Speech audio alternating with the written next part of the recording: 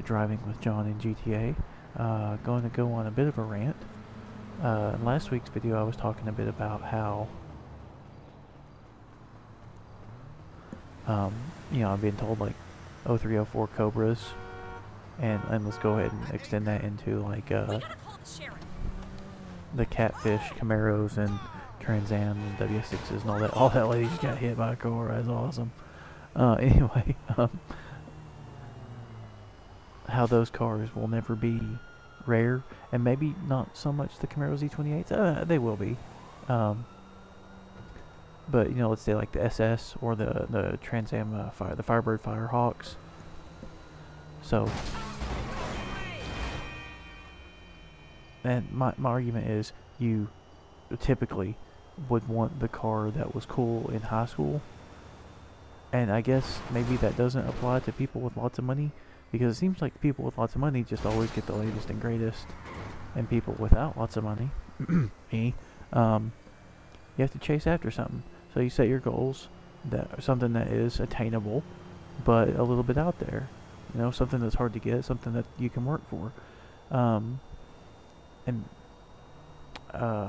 That's part of the reason. Another part of the reason, like, I like the 0304 Cobras.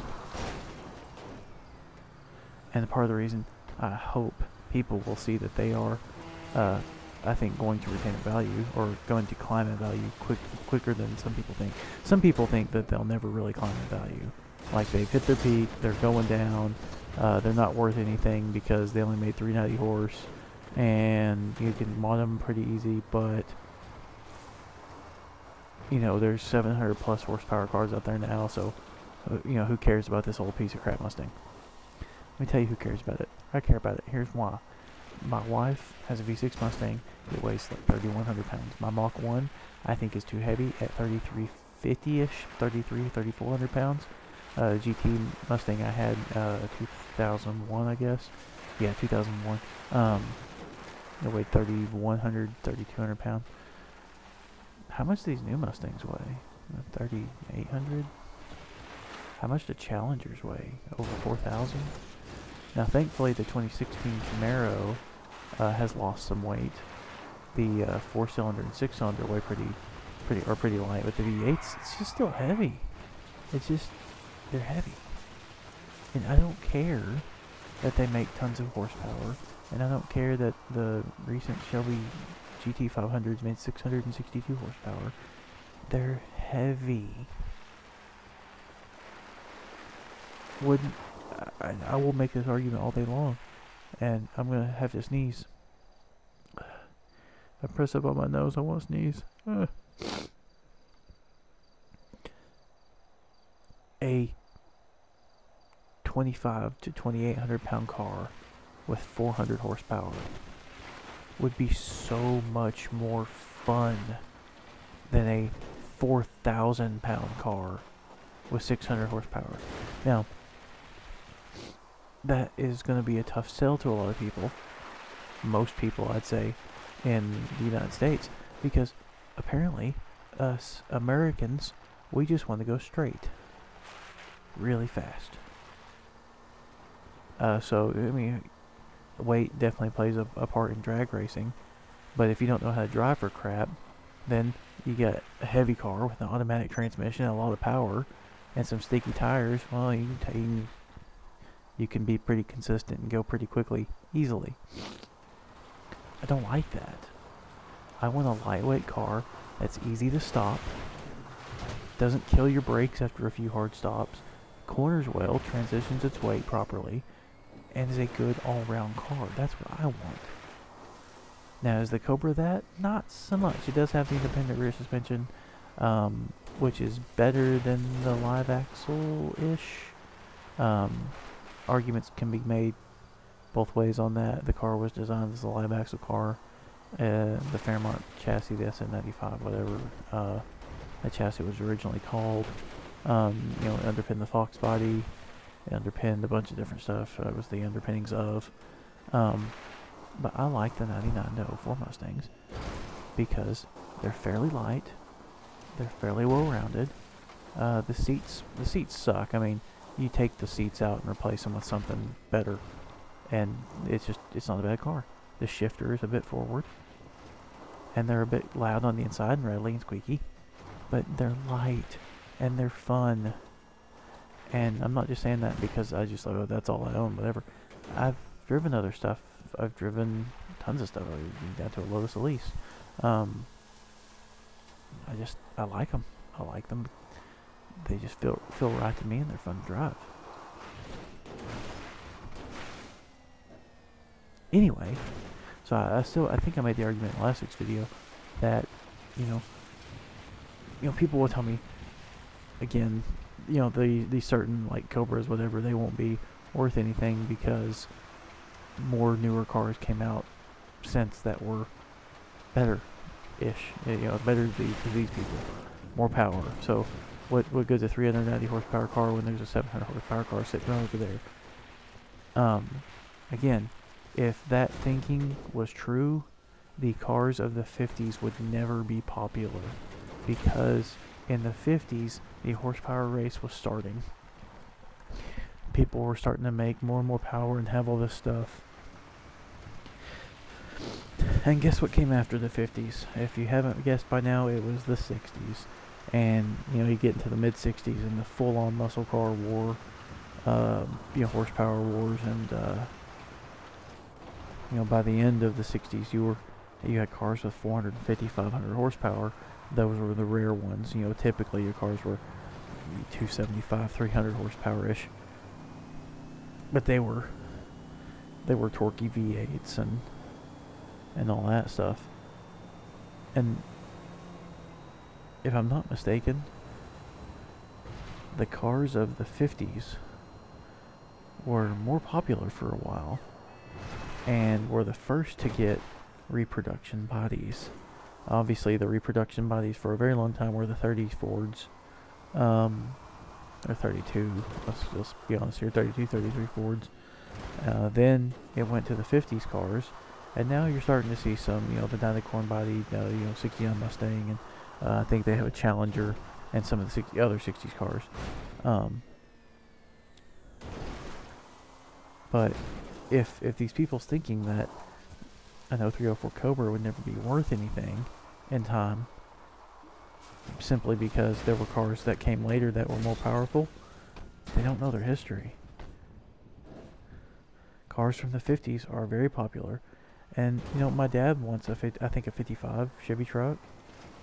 And why does he want a 55 Chevy truck? Because that was the truck of the year he was born in.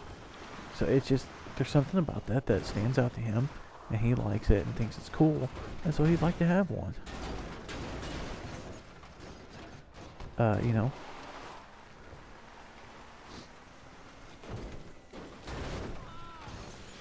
hope that argument makes sense. I really do, because I really think people saying an 0304 Cobra will never be worth anything, I really think they're just extremely short-sighted and not really looking at the big picture. Quite frankly, there were a lot of guys who wanted that car and could not afford it at the time, and maybe they could afford it as a second owner, maybe they could afford it as a third owner, maybe they could afford it as the fourth owner of a car. And I mean, Jalopnik made a post recently about, or an article recently about, like, the worst thing that happens to some cars, like these performance cars, is the third owner. And that's right, that is what happens. They get passed down to a point where they're, cheap enough that people that won't take care of them can get them. And those people do get them, and they run them into the ground because they're the guys that you'll see online saying, it's not supposed to sit in a garage, it's made to be driven, blah, blah, blah, blah, blah. So then they take something that was only a few thousand of them were made, and they just run it into the fucking ground and make it a piece of shit, and probably end up in a junkyard or wrecked because they've never driven something with 400 horsepower before. All they've ever had is 215 horsepower trucks. You stick them in a 400 horsepower car, and they, run it backwards into a tree at 90 miles an hour, and then that car's gone. So what happens? You got sensible guys like me, who are saving up, are wanting one of those cars, and they'll do it in time because other things are more important. Education, good job, family, And in time, when they get to it, they'll start looking for one of those cars. And guess what? There will be, I promise you, there will be more guys looking for that car than there are those cars still available.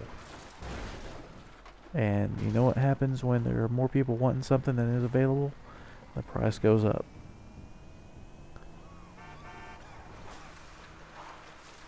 And I mean, I know someone would listen to what I'm saying right now, jump on Auto Trader and go, well, there's 40 Cobras for sale right now. Yes, 39 of those will be ran into a tree backwards at 90 miles an hour within a year.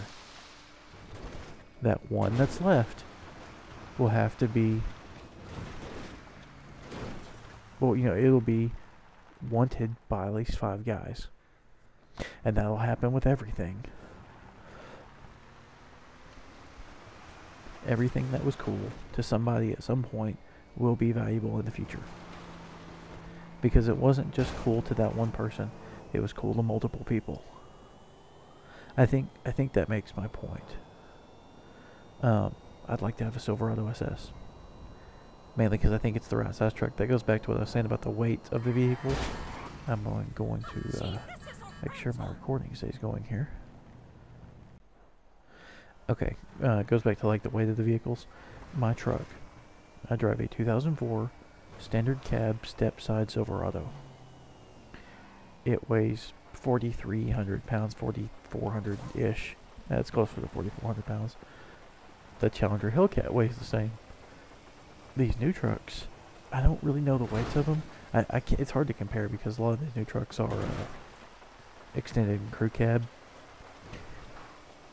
But they're huge. They're absolutely enormous.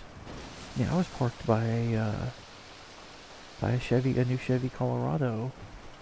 And my truck's lowered 2 inches. But I was parked by a new Chevy Colorado, and my truck looks small. I have a full-size truck. It's a full-size with a V8, and it looked small because these new vehicles have just become so large. And actually, I was watching Top Gear, where the one where is later one, where Hammond has that watch that you pull the pins out of and it sends the signal, and they stuck him on Mount Wolf in Canada, and Clarkson and May have to go find him. That Silverado, and yeah, I get that it's a big one, it's, you know, a 2500 diesel and all that, but James May walks up to it, and his comment was, "This truck comes up to my nipples," or something like that. But I mean, it's the truth. They're huge vehicles. I don't see the point in it. I don't see the point in it. Yeah, I get that crash safety, blah blah blah, all this stuff, man. Pretty soon we're all going to be driving around in tanks. Just giant tanks that are half crumple zones. It's not good. The cars need to be smaller. I mean, that's one thing. They're doing all this work to get these cars to get good gas mileage, but every year they're bigger and heavier, bigger and heavier, bigger and heavier. I applaud Ford for going aluminum bodies. That's cool. But make the dang things smaller. They don't have to be that big. And here's another thing. I really think we should take trucks back to just simple things. Trucks don't need to be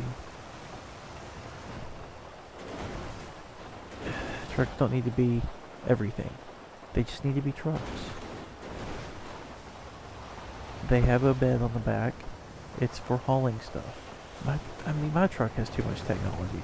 It's got dual climate control, CD player, power windows. I don't need any of that. I like it. It's my daily driver. I don't want it to be my daily driver, though. I would rather drive a small car back and forth to work every day. Now, when I say small car, I do want another 99 04 Mustang GT. That was one of the funnest cars I ever had. 260 horsepower. You could just leave your foot in it through second and third. You're barely going faster than the speed limit, so it's not like you're really doing anything wrong. It's like, oh, I wasn't driving reckless. This car didn't have enough power to go fast. But it sounded good. Made me smile when I drove it. Anyway, that's what I want to drive back and forth to work every day. I don't need a truck with a bed on it that's not being used and getting 17 miles to the gallon. I don't need that to drive back and forth back and forth to work every day. And I don't know why everybody buys trucks for that reason. Here, this is the point I'm trying to make on this. If you go out and buy a $40, $50, $60,000 truck, you're stupid. You are absolutely 100% retarded. And if that bothers you, I don't give a damn. Buy yourself a $5,000 truck that's used and will haul the things that you need to haul every now and then when you need to do it. And then go spend $35,000 on a small BMW or Mercedes so you can look cool at the office, which again I think is stupid, but whatever, go for it. And you will have spent way less money. You will get better gas mileage overall. You will have a more pleasant experience in your driving back and forth to work every day. And you will stop passing the message to these automakers that people want giant trucks that have all this technology crap in them. It's frustrating to me. However, I know that I'm the odd man out here. Here's something else for you. If you have a lot of money, you're probably not listening to me, but if you have money and you're not into a sporty car, don't buy the AMG Mercedes. Don't buy the BMWs. Don't do it. Please. If you're into sporty vehicles and you like true motorsports division cars, buy those cars. That's what they're for. My problem is this. And this all wraps back around to Toyota, and this pisses me off so bad. Here's my problem. People don't typically buy the BMW M3, M4, M6, blah blah blah. They don't typically buy these because they're sporty, good handling cars, you know, with true motorsports heritages. We're getting pretty far away from motorsport, but people don't buy them for those reasons. They don't buy the AMGs for those reasons. They buy them because, well, quite frankly, they have a lot of money. They want to show it off. And so they get the most expensive options. And when you're talking about these companies, the most expensive option is the performance car. But like I said, I'm not buying it for the performance, they're just buying it because it's expensive. So that tells the manufacturers that, hey, these people are wanting the performance one. They're not wanting the performance one, they're wanting the expensive one. So they go, the manufacturers, they look at their data and they say, oh, well, people are buying the performance ones, but they're also getting all the extra options too. So we just need to make those options standard. And hey, we can probably give them more options, they'll probably buy that. And of course they do, because again, they're not after the performance car. The average buyer is just after the expensive one. Now, we run into my real big beef here with this. The expensive ones are the performance ones. The performance ones have a certain look to them. They have bigger grille openings. They have fender well arches. They have sometimes sharper lines, different fenders that bulge out, different hoods, air dams, spoilers, little duckwing spoilers. They have a look to them that stands out and tells people in the know that that's one of the fast ones. And it tells people not in the know that's one of the expensive ones. Unfortunately, more people are not in the know than in the know, so they see these performance added parts that are typically on these new cars. They typically work. The Aero works. But they see these performance parts and these, thin spoke, lightweight wheels and big brakes, all that stuff, but they don't see it as performance. They see it as expensive. So that's what they want. That's what they chase after. That's what they go for, and that's what they buy because it's expensive and it'll go good at the circle jerk at the office. I don't buy into that crap. I work at an office. I hate it. It's stupid. Anyway, so then you run into car companies like Toyota. Have you guys seen the new Camry? It's not sporty.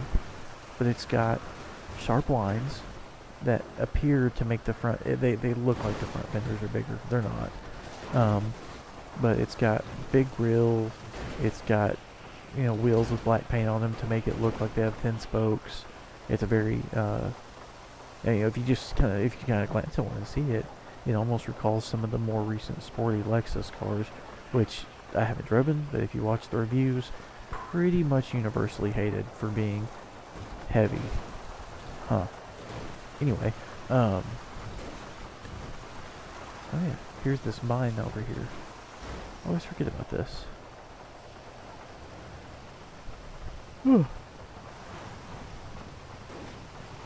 Where is it in relation to the airport? A little ways away. So anyway, back to what I was saying.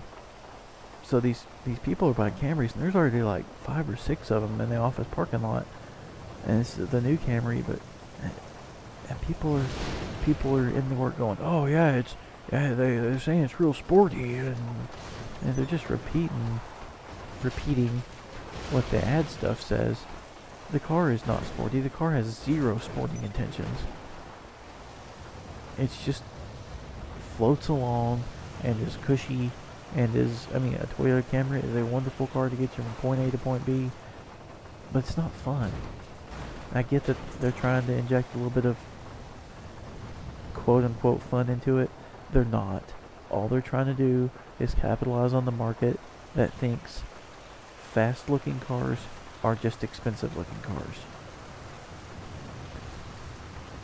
Very bothersome to me. Let me recap that for you. Cars from the early mid-2000s that were performance cars, that were performance cars will be worth something, mainly because there are people that will want them, like me. A good example is because cars of the 50s and early 60s are still worth something because people wanted them.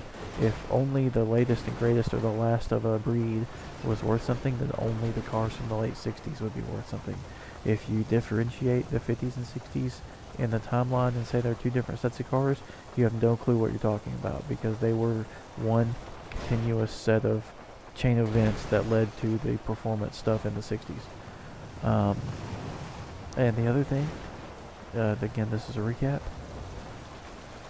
People think performance cars, modern performance cars, are not performance, but just expensive. And since they want to look like they have money, they will go buy Toyotas that have the same look, but none of the driving stuff. So, I think manufacturers should have an expensive car. That's what I think. I think the expensive car should have its own look, and it should leave the sporty cars to do sporty things on their own. Give us our manual damn shifters back.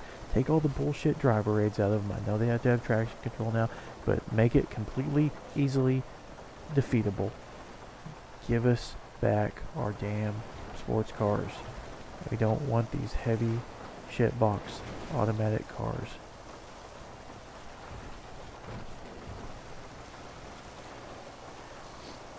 What's absolutely hilarious is I've been driving an electric car this whole time. However, I have done to it what I would actually do to a Prius. Hey, we're going to talk about something else. Real quick. I have nothing against electric powered cars. I have everything against someone forcing them down my throat, telling me that they're better, telling me that the batteries didn't take more to make than it would actually, expel in pollutants driving a Land Rover, which blah blah blah bullshit. And the whole smugness, like I'm better than you, I got this electric car, blah blah blah, whatever. I don't care. I don't care. When they're lightweight and they handle well, cool. When the range is longer, cool. I mean, we need to do something probably. Oil is going to go away, we know that, and time, so we need to do something different. I don't think battery technology is there yet to be as big as it is.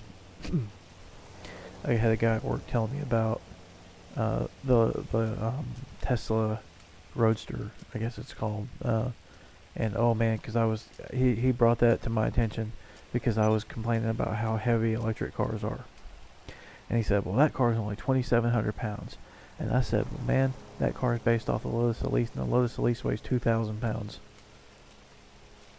So yes, it might be fairly lightweight, but it is 700 pounds heavier than the gas engine car it's based off of. That is not progress. Now, I do think we should have little gas engines that power generators, and the electricity then powers the car. Completely fine. That's probably where we should go with things. But, excuse me, yawning. I just don't think the technology's there yet for people to be as smug as they are about things. Is my opinion. Okay, I think that'll be the end of this episode of Bitching with John and GTA. I hope you guys liked it. Typically, I don't go off on rants like that. Typically, I just talk about random stuff and drive around. But yeah, that happened. So anyway, like it, subscribe, come back for more. Typically, they're a lot more lighthearted than that.